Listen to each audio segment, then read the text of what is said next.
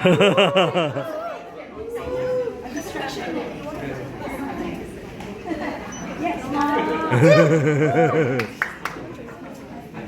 good morning, Dean.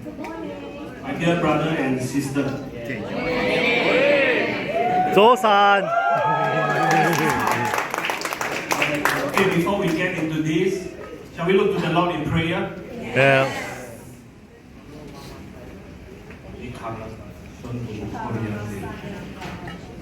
Our loving Father God, thank you that you have poured out your Holy Spirit to us. Yes. And your presence is always welcome here. Father, we thank you and we welcome your midst, in our midst. And Lord, right now may you hide your servant behind the cross and direct every eyes to focus only on Jesus. Yes. In Jesus' name we pray. Amen. Amen. You all see the slide? 17 years, 1 month, and 20 days. What is this significant? What is this number about? Of course, this is not my age, okay? After minus off all my sleeping time, also not enough. Okay, this is the number and it's counting that our Lord Jesus Christ has set me free. Free from prison, free from drugs, free from gangs, and free from many, many more. I came from a family that my father very seldom come home. And my mother, my mom, went through a very difficult life. And she was diagnosed with schizophrenia when I was only 8 years old. So after that, I started roaming the street, hoping to find what I lack at home, which is love, acceptance, worth, and security. After a while on the street, at about 12, 13, I was recruited into a gang. Then shortly after I joined the gang, my moral and value became corrupted. I don't know what is right from wrong. I became very violent, vulgar, aggressive, hot-tempered, prideful. And I also recruit boys under me. And after that, I start to take drugs with them. All kind of drugs. Like eating kamsangtin, you know. Yeah, I speak in tongue. These are someone who understands it. Okay.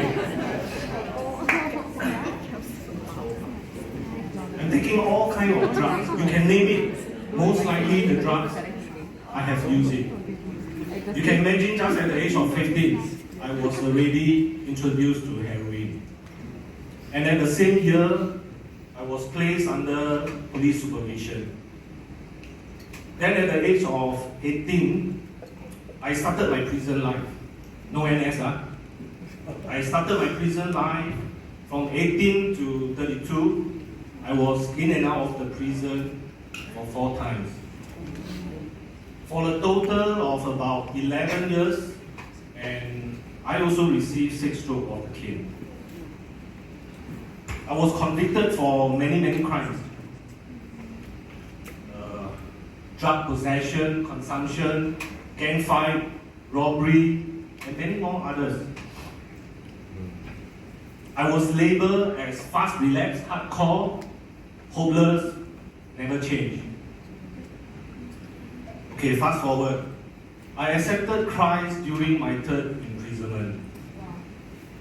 But I didn't walk with God. So didn't you say one but? Yeah. But I didn't walk with God.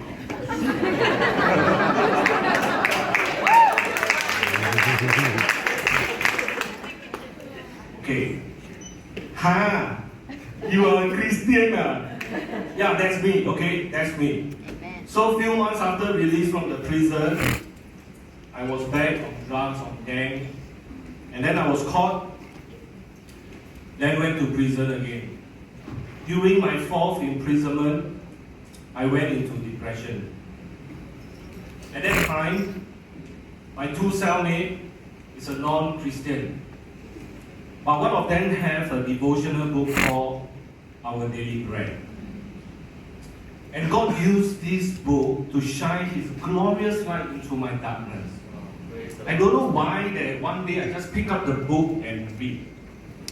So after reading for a couple of days, I found love, acceptance, worth, and security in our Lord Jesus Christ. So I rededicate my life to Jesus. And I went to look for a Bible to read because I want to know who is this Jesus make me cry.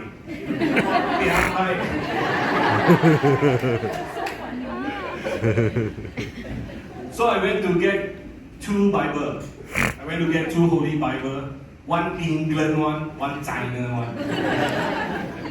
You know why? Because I only passed my primary school. I am a secondary 1 dropout. ABC 26 alphabet. I know them, okay? But when you try to join them together, most likely they know me, I don't know them. But God is really good. Amen. You know, when I seeking Him in His Word, I receive His promises. It is written in Luke 24:45. Jesus opened our mind to understand the Holy Scripture. Praise the Lord. And it also says, don't be misled. Bad company corrupts good character. You know, I just felt that at the time, God really switched on the light bulb in my coconut. I mean my brain, if I had one at that time. So I realized my whole life, my entire life was mixing with all the bad brothers and friends. And if I want to change, I got to get out from this community. Yes, I want to get out. And then I was being led to the wilderness. I encountered many tests and being criticized for my faith. Every time I cry out to God, God is so faithful. Every time He will appear and help me through. Upon my release in 2006, 18th of January, I faced new set of challenges. I got no job. No job means no money. And all kind of life issue enveloped me. I was unemployed for 3 months. And I keep reading the Bible. The more I read, the more I get excited, because I thought I saw a job inside. But the fact is, in my desperation, I cry out to God, and God is really faithful, really good. Yes, amen. He provided a job in the shipyard for me. It is a hands-on, dirty, oily job that most Singaporeans will shun off. Honestly speaking, I do not like it either. But after thinking through, hey, I pray for a job, right? I just pray for a job. And even though I don't like it, I got no other choice also. Okay? So I obeyed God and I went to work. In the beginning, I don't know why God called me to go work in the shipyard. I really don't know. But after about 2-3 years, I know the reason. God has planned to prosper, not to harm me. It's to give me hope and a future. Yes. God was preparing me to have my own marine engineering company. And yes, I started. In the past, in the gang, I recruited many boys for crimes. But now in Christ, I recruit about 100 over workers, providing them job for livelihood. Amen.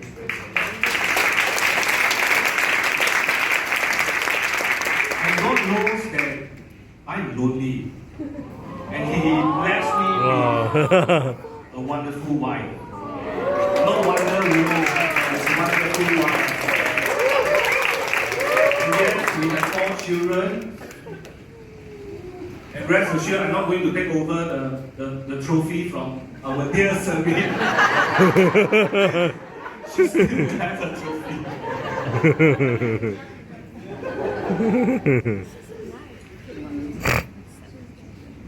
I want to declare this: without Jesus, I am nothing.